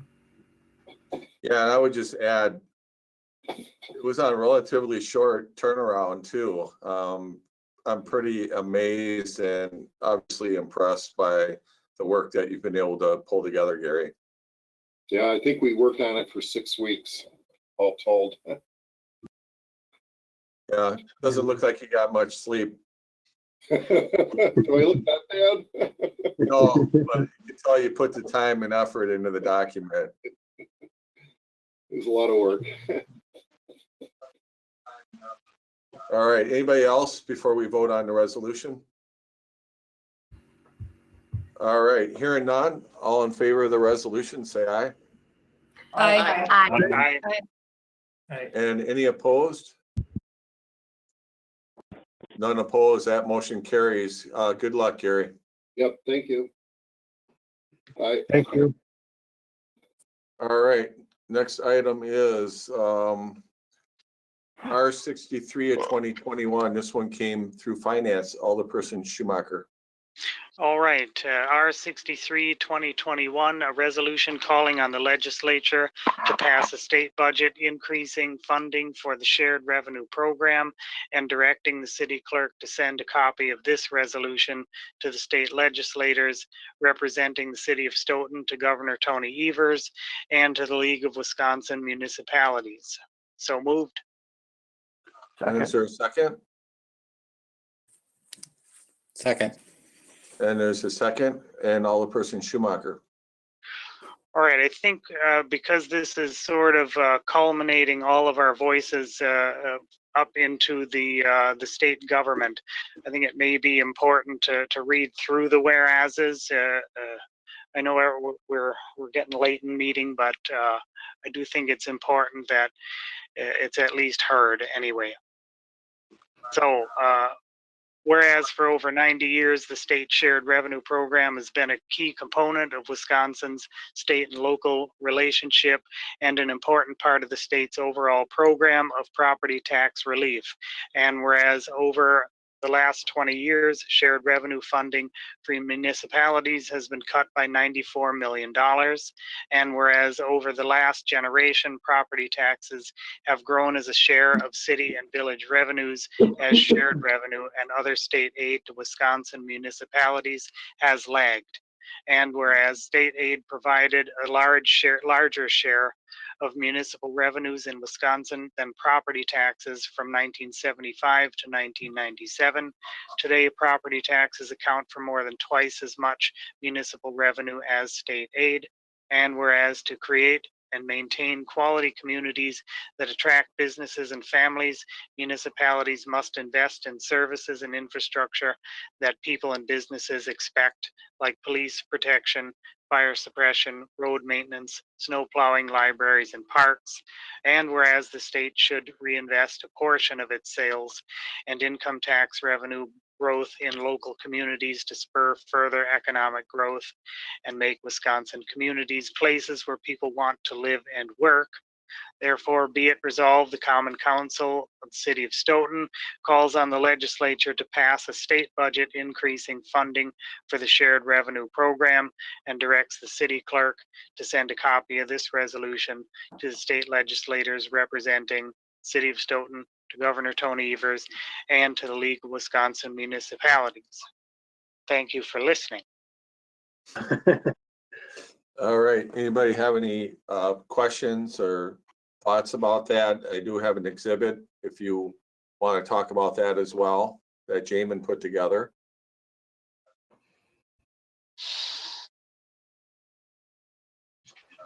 All right, I'll put up the exhibit, and Jamin, you want to just kind of go through this quickly so people kind of have a better understanding what shared revenue is? Sure. So shared revenue is just the aid that we get from the state, and it's hard to see on this graph the overall impact to Stoughton because I could only go so far back to 2012, but you can see how level it has been.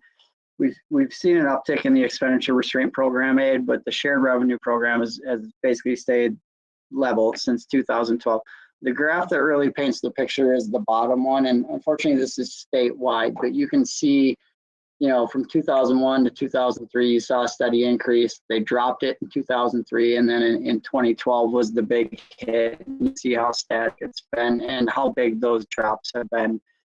So the push lately has been to basically lobby the state to start increasing these programs again so we can see some property tax relief.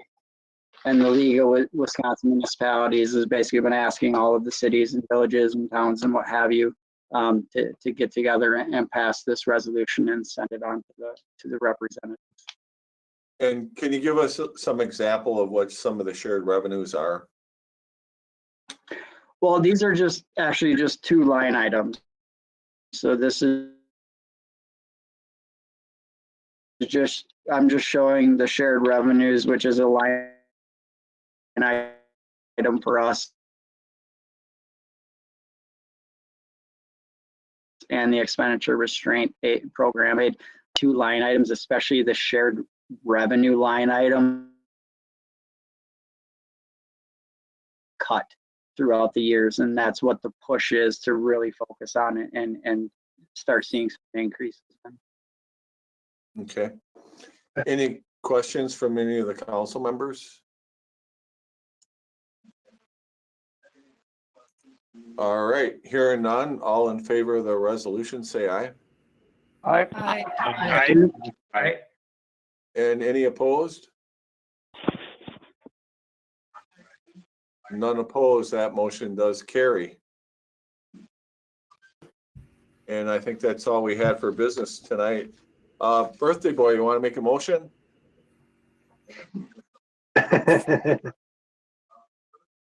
Move to adjourn. Second. Is there a second? Second. All right, all in favor, say aye. Aye. Aye. Happy Any birthday, opposed? Greg. Happy birthday. Thank you. Happy birthday. Happy birthday. Good night, all. Happy birthday. Good night. Thank Aye. you. Well, everyone.